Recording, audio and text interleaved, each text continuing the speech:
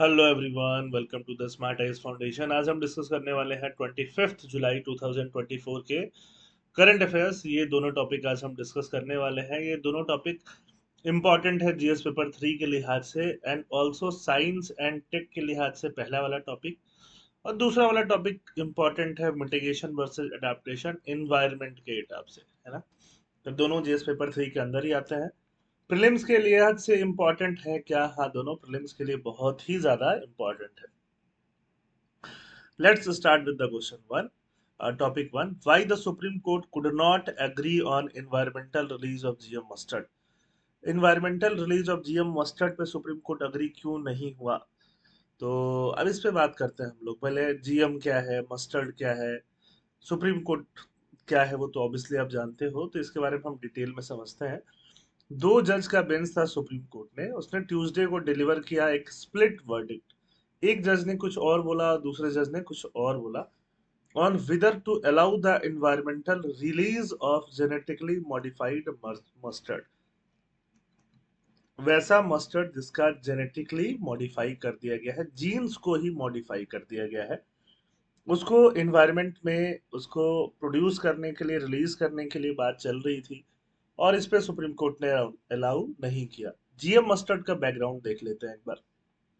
कई बार प्रीलिम्स में सिर्फ इतनी ही चीजें पूछी जाती हैं कि जीएम मस्टर्ड को बनाया किसने है ना। ये पूछा हुआ क्वेश्चन ऑलरेडी यूपीएससी ने, ये क्वेश्चन 2018 में प्रीलिम्स में पूछा हुआ है, बट फिर से ये न्यूज में है तो ये हमें पता होना ही चाहिए। Developed by the centre for genetic manipulation of crop plants at Delhi University. तो genetic manipulation of crop plant at Delhi University में इसको डेवलप किया गया है। इसका नेम रखा गया DMH11। It aims to enhance the mustard yield. Mustard का प्रोडक्शन बढ़ाने की कोशिश करेगा, उसके जीन को क्या करके, मॉडिफाई करके। इसको कब अप्रूवल मिला और क्या कंट्रोवर्सी है? CGMCP sought GEAC approval for environmental release इन 2015। 2015 में उसको एनवायरमेंटल रिलीज का मौका मिला, मतलब उसने अप्रूवल लेने की कोशिश की। कहाँ से कोशिश की? जीईएसी। जीईएसी के बारे में अभी हम समझते हैं, बट पहले आगे समझ लें। GAC recommended environmental release. GAC ने कब बोला? 2017 में एनवायरमेंटल रिलीज कर दिया जाएगा, but faced challenges and revision. Revision and challenges face किया। Supreme Court case initiated by Aruna Rodrigues and gene campaign due to concern over bio safety and environmental impact. तो अगर किसी का जीन ही मॉडिफाई कर दोगे तो बायो सेफ्टी को लेके इम्पैक्ट आ सकता है, कंसर्न हो सकता है, और इन्वायरमेंटल इम्पैक्ट को लेके कंसर्न हो सकता है। ये हम डिटेल में समझेंगे।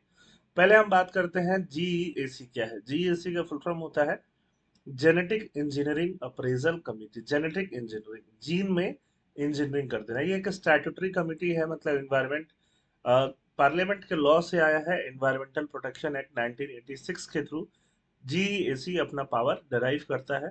ये ministry of environment, forest and climate change के अंदर काम करता है। ठीक है। Clearance of GEAC is mandatory for the environmental release of GM crops. तो जो भी जेनेटिकली मॉडिफाइड क्रॉप्स हैं उनका अगर इन्वायरमेंटल रिलीज करना है तो इसके लिए जीएसी का जो रिकमेंडेशन है वो मैंडेटरी होना चाहिए। क्लियरेंस है, रिकमेंडेशन ही, क्लियरेंस मैंडेटरी होना चाहिए। अब जेनेटिकली मॉडिफाइड क्रॉप होते क्या है? जिनका जीन मॉडिफाई कर दिया गया है, डीएनए आरएनए जिनका मॉडिफाई कर दिया गया है, उसको हम लोग क्या बोल सकते हैं? जी, जेनेटिकली मॉडिफाइड क्रॉप बोल सकते हैं। ऐसा क्यों किया जाता है? ऐसा इसलिए किया जाता है कि उनको वो पेस्ट के अगेंस्ट में रेजिस्टेंस ज्यादा हो जाए, उनका वेदर के अगेंस्ट में रेजिस्टेंस ज्यादा हो जाए। तो ऐसा इन सब चीजों के लिए किया जाता है। इस सबसे क्या बढ़ता है? प्रोडक्टिविटी उनका बढ़ जाएगा। अगर ज्यादा प्रोडक्टिव हो जाएंगे, पहले से प्रोडक्शन ज्यादा होगा, तो ऑब्वियस बात है फूड सिक्योरिटी और बाकी चीजों में क्या मिलेगा? हेल्प मिलेगा। बट इसके कंसर्न भी है। अगर किसी भी एनिमल का या किसी भी चीज का आप जीन मॉडिफाई कर देते हो तो उसका रेपरकशन क्या होगा हमें पता नहीं है। जो चीजें नेचुरली ग्रो हो रही हैं एनवायरनमेंट में, जो चीजें हमेशा से हम खाते आए हैं, वो एक बात हो गया।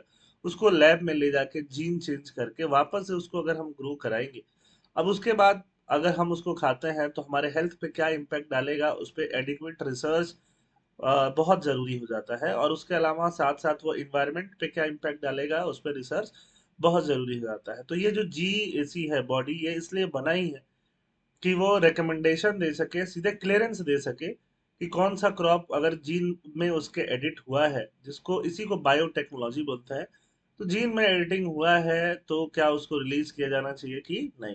बीटी कॉटन एक ऐसा प्लांट है जिसको अप्रूवल मिला हुआ है, और बीटी कॉटन प्लांट का बहुत भरपूर प्रोडक्शन इंडिया होता है, क्योंकि कॉटन तो खाओगे नहीं ना, कॉटन खाना नहीं है, पेट में नहीं जाना, कॉटन से कपड़ा बनेगा पहनोगे, तो उसको लेके कंसर्न इतना नहीं था।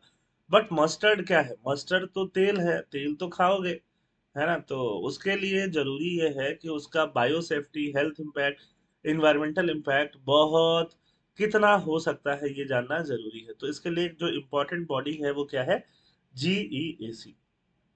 अब बात करते हैं आर्गुमेंट फॉर जीएम क्रॉप्स, क्या जीएम क्रॉप को अलाउ करना चाहिए, और argument against GM crop, GM crop को अलाउ क्यों नहीं करना चाहिए। इसके भी 5-6 पॉइंट हमारे पास, इसके भी 5-6 हमारे पॉइंट हमारे पास।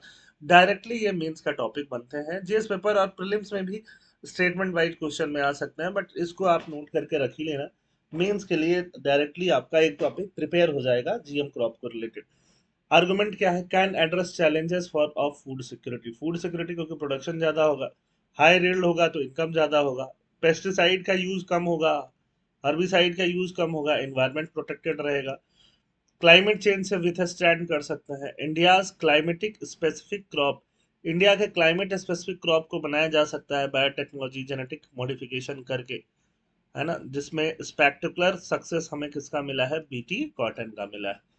Argument against GM crop can cause long term consequences on human health, है ना, शॉर्ट टर्म में तो मे बी टेस्टिंग हुई हो कुछ निकले नहीं, as they are self replicating organism thus can cause genetic contamination of the environment, environment का कंटामिनेशन भी कर सकते हैं।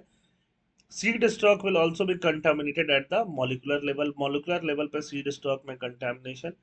It can make farmer susceptible to the unfair practice जो एमएनसीज करते हैं, है ना, कि प्रोडक्ट ही नहीं खरीद रहे हैं फार्मर्स का, बोलेंगे कि ये तो जेनेटिकली मॉडिफाइड है, वो तो हम खाते नहीं है। Complete consequence of GM crop are not known yet, complete consequence क्या होगा हमें पता नहीं है। BT cotton crop loss faced by farmer due to pest attack, BT cotton का सक्सेस हुआ काफी, बट उस पे भी पेस्ट अटैक अचानक से एक आध साल हुआ और फार्मर्स को लॉस हुआ, तो वाकई कितना फायदा होगा, कैसे होगा, उसमें बहुत सारा रिसर्च अभी बचा हुआ है। सुप्रीम कोर्ट में स्प्लिट वर्डिक्ट आया, स्प्लिट वर्डिक्ट का मतलब दो जज लोग थे, दोनों ने अलग अलग बातें बोली, एक ने अलाउ किया एक ने मना किया। नागरथना जो जस्टिस थे criticise GAC for bypassing promised field trial, field trial नहीं हुआ, इसकी वजह से उन्होंने क्रिटिसाइज किया जीएसी को, बोला कि साइंटिफिक रिगर नहीं दिखाया गया। जो जस्टिस करोल हैं सपोर्टेड जीएसी डिसीजन, बट उन्होंने एम्फेसाइज किया कि इंपेरिकल डेटा फील्ड ट्रायल के थ्रू होना चाहिए। Precautionary principle and legal issues, Nagarathna highlighted violation of precautionary principle, precaution नहीं लिखा गया एनवायरमेंट के की डिसीजन में। Karol argued GAC process was justified focusing on scientific temper and need for empirical evidence, उन्होंने बोला कि साइंटिफिक टेम्पर, क्योंकि एज ए फंडामेंटल ड्यूटी हम साइंटिफिक टेम्पर को प्रमोट करते हैं, तो इसीलिए जीएसी जो काम कर रहा है वो जस्टिफाइड है, बट एम्पेरिकल एविडेंस चाहिए, डेटा चाहिए कि जीएम क्रॉप से कितना फायदा हुआ, क्या नुकसान हुआ, वो डेटा चाहिए। Public and expert consultation, both जज अर्ज, दोनों जजों ने एक सुर में बोला कि एक नेशनल पॉलिसी चाहिए जीएम क्रॉप पे, खाली एक जीएसी बॉडी बना देने से नहीं होगा, और क्रॉप बाय क्रॉप जीएसी के पास आते जाएगा, जैसे बीटी कॉटन, बीटी ब्रिंजल और अभी मस्टर्ड, तो आते जाएगा और वो देखेगा कि करना है कि नहीं करना है, उससे नहीं होगा। गवर्नमेंट एक पॉलिसी बनाए जीएम क्रॉप को लेके, और गवर्नमेंट फिक्स करे कि जीएम क्रॉप से वो चाहती क्या है ना, सारे फार्मर्स को, स्टेक होल्डर को, स्टेट गवर्नमेंट को इंक्लूड करे। GST decision making transparency, question by Nagarathna emphasising public trust, Nagarathna बोल रहे थे कि जीएस ने कैसे डिसीजन लिया, उसमें ट्रांसपेरेंसी चाहिए, ट्रांसपेरेंसी से पब्लिक ट्रस्ट आता है। Future implication and recommendation, need for comprehensive long term studies on environmental and health impact of GM crop, है ना, लॉन्ग टर्म स्टडीज हमें चाहिए कि कैसे इन्वायरमेंटल और बाकी इम्पैक्ट होता है जीएम क्रॉप्स का हेल्थ पे। Importance of balancing scientific innovation with environmental and biosafety concern, scientific innovation को बैलेंस करना पड़ेगा इन्वायरमेंटल एंड बायोसेफ्टी के कंसर्न से भी। हम कंक्लूजन क्या निकाल सकते हैं, देखो ये जीएम मस्टर्ड है, supreme court split decision on GM mustard reflect broader societal concern over scientific innovation, society का कितना कंसर्न रहता है साइंटिफिक इनोवेशन पे, इन्वायरमेंटल सेफ्टी का भी कंसर्न है और प्रिकॉशनरी प्रिंसिपल लेने का भी कंसर्न है। It underscores the necessity for robust regulatory framework, एक तो है ही GAC, and informed public disclosure भी होना चाहिए on genetically modified organisms in India. I hope आपको ये बात समझ में आई होगी। Second topic of the day पे चलते हैं, that is also the last topic for the day. ये इकोनॉमिक सर्वे के अंदर आया हुआ टॉपिक है ना। तो क्लाइमेट चेंज में हमें क्या काम करना चाहिए, क्लाइमेट चेंज को कैसे कंट्रोल किया जाए, mitigation versus adaptation. Amitabh Sinha हमेशा लिखते रहते हैं इंडियन एक्सप्रेस में, बहुत अच्छा लिखते हैं, तो इनकी बातें हम लोग सुनते हैं। इकोनॉमिक सर्वे को उन्होंने अभी तक पढ़ लिया है और एनालाइज किया है। Presented on Monday has taken a bold stand on climate change, addressing the inefficacies and inequities of the current international framework and suggesting alternative approach for developing countries। उन्होंने बोला कि जो करंट अप्रोच है environmental, जो भी climate change हो रहा है उसके रिगार्डिंग, उसके लिए जो भी इंटरनेशनल डोमेन में किया जा रहा है वो इनएडिक्वेट है, इनएफिशिएंट है, मतलब सही तरीका है ही नहीं, और इन इक्विटीज है, मतलब उसमें अलग कंट्री का, कुछ कंट्रीज का फायदा है, कुछ कंट्री का नुकसान है। तो उसके लिए अलग ऑल्टरनेटिव भी बताती है हमारी इकोनॉमिक सर्वे। क्या बताती है, इनइफेक्टिव क्यों है भाई, पहले ही वो देख लेते हैं। क्योंकि टारगेट ही मीट नहीं हो रहा, जब टारगेट ही मीट नहीं हो रहा तो क्या हो जाएगा, ineffective. The international framework for combating climate change has been ineffective with none of its targets ever being met. कोई भी टारगेट मीट ही नहीं हो रहा, कुछ भी मीट नहीं हो रहा, है ना। मैं भी बहुत दिन से ये कंसर्न में था, जब से मैं पढ़ रहा हूँ, इन्वायरमेंट पढ़ा रहा हूँ, कि 8-9 साल से, 2015 से 9 साल हो गए पेरिस क्लाइमेट कॉन्फ्रेंस हुए हुए, और ये टारगेट मीट क्यों नहीं होते, कोई भी टारगेट मीट नहीं होता। तो इसका मतलब जो हम लोगों ने इंटरनेशनल फ्रेमवर्क बनाया है शायद वही इनइफेक्टिव है। और जब आपके कुछ सालों में टारगेट मीट नहीं हो तो आपको एक चेंज लेके आना पड़ता है उसमें। और यहाँ भी अब समय आ गया है कि I think we need a change. Inequity, the system is highly inequitable, putting undue pressure on developing countries में प्रेशर अनड्यू रह रहा है। Alternative approach, any suggestion of an alternative approach is often viewed as heresy। कोई भी अगर approach बताया जा रहा है सजेशन में तो उसको एक बुरी नजर से देखा जा रहा है, गलत तरीके से देखा जा रहा है। तो इकोनॉमिक सर्वे ने लेकिन ये रिस्क उठाया है। Flaws in the current system क्या बोलता है कि 1.5 डिग्री जो प्री इंडस्ट्रियल लेवल है उसके 1.5 डिग्री तक हमें क्लाइम जो भी टेम्परेचर राइज है उसको रोक लेना है, या मैक्सिमम 2 डिग्री तक तो रोक ही लेना है। तो अगर टेम्परेचर को रोक लेना है तो डेवलपिंग कंट्रीज पे बहुत ज्यादा इम्पॉसिबल प्रेशर डाल रहा है कि डेवलपिंग कंट्रीज जैसे इंडिया वगैरह, वो लोग क्या करें, पूरी तरह से रिन्यूएबल हो जाए, फॉसिल फ्यूल का यूज नहीं करें। अरे तो हम अगर डेवलपिंग कंट्रीज, हमें तो यूज करना पड़ेगा ना, तभी तो डेवलप होंगे।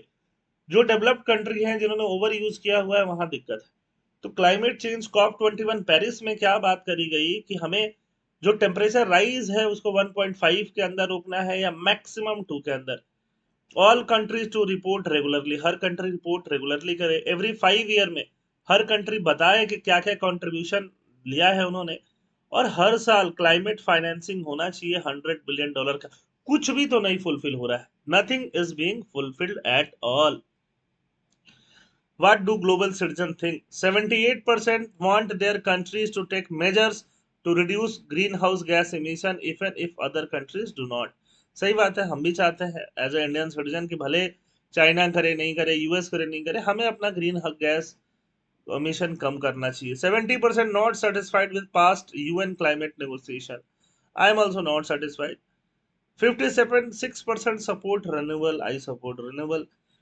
90% support a carbon tax। I do not support a carbon tax because we are a developing country। तो यहाँ पे ये चीजें हो जा रही है ना। Diverted resources, this focus diverted resources and attention from more immediate needs such as improving living standard। सबसे immediate need क्या है, अगर living standard improve करेंगे, है ना, तो क्लाइमेट से फोकस हटा के यहाँ पे हम लोग कर सकते हैं। क्लाइमेट रेजिलियंस बिल्ड करना है, एडाप्टेशन ओवर मिटिगेशन की बात करी गई है। Importance of adaptation, economic survey ने एडाप्टेशन को प्रायोरिटाइज करने की बात की है। किसको प्रायोरिटाइज करो, adaptation. As the impact of climate change are already being felt. Impact देखो, कितना हीट स्ट्रेस इस साल हम लोगों ने फील किया, इतना हीट वेव, हर साल हीट वेव बढ़ते ही जा रहा है यार।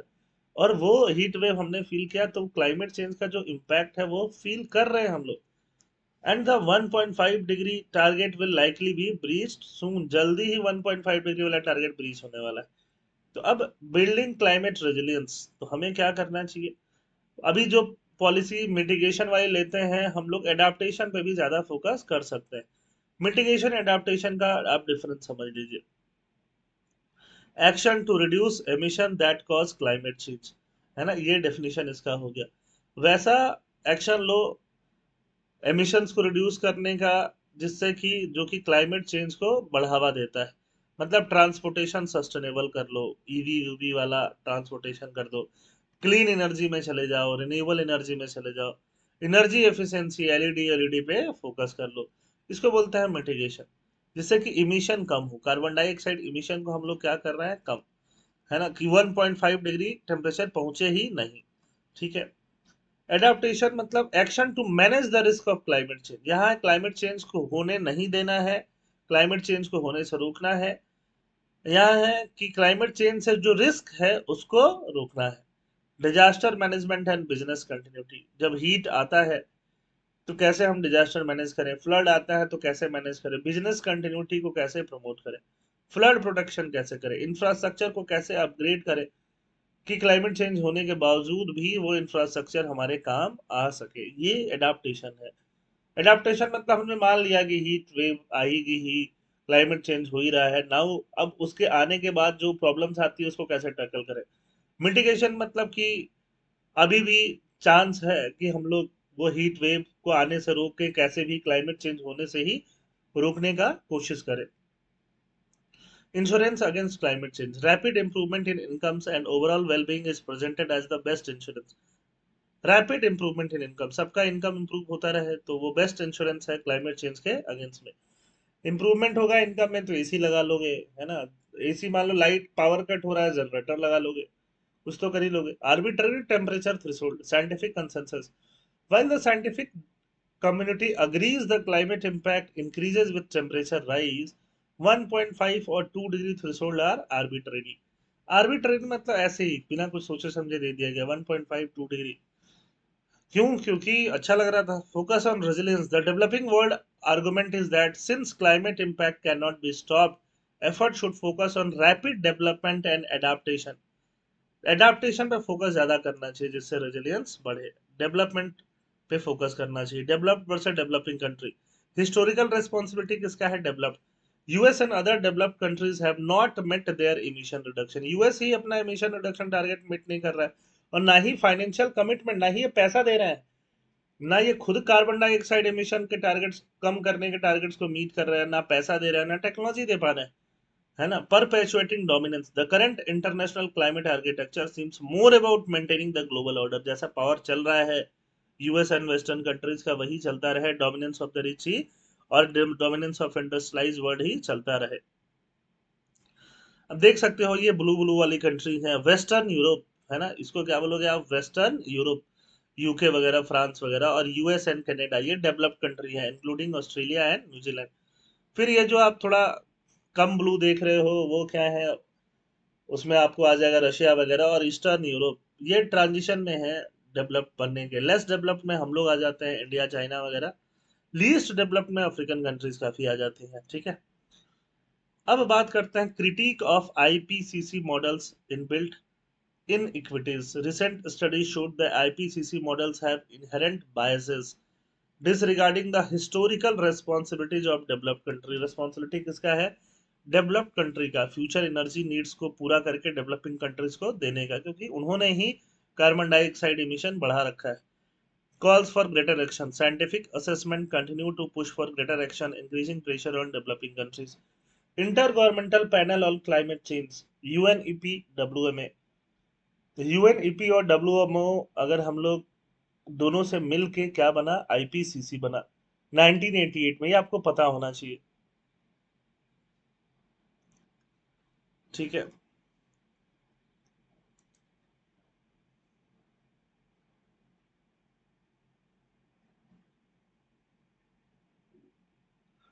तो अब बात करते हैं alternative pathways, climate resilience infrastructure. India could build some of the most climate resilient infrastructure globally through progress is slow. हमने बहुत सारा क्लाइमेट रेजिलियंट इंफ्रास्ट्रक्चर बनाया है, भले ही उसका प्रोग्रेस स्लो है। जैसे मेट्रोज बनाए हैं, मेट्रो स्टेशन वगैरह अच्छे से बनाए हैं हमने। स्मार्ट सिटी प्लान हम लोग कर रहे हैं। Smart city plan include element of climate proofing. Many cities still struggle with basic issues like sewage management. New railway stations are improvement but not the world most climate friendly. Mission Life. India's Mission Life promotes lifestyle and behavioral changes but is yet to become a mass movement. Mission Life मतलब reduce, reuse, इस सबको हम क्या बोलते हैं? Mission Life. Conclusion क्या है? Economic survey arguments emphasize the need for balanced approach to climate change, prioritizing adaptation and resilience, specially for developing countries. उनके लिए एडाप्टेशन और रेजिलियंस बढ़ना चाहिए। मिटिगेशन ठीक बात है, बट एडाप्टेशन पर भी फोकस होना चाहिए। The current international framework flaws and iniquities call for re evaluation and implementation of more equitable and effective strategy. बहुत ही बोल्ड स्टेप था इकोनॉमिक सर्वे का, इसके बारे में लिखना। ठीक है, तो पीडीएफ आपको मिलेगा टेलीग्राम चैनल पे और इसका लिंक डिस्क्रिप्शन बॉक्स में। थैंक यू, जय हिंद।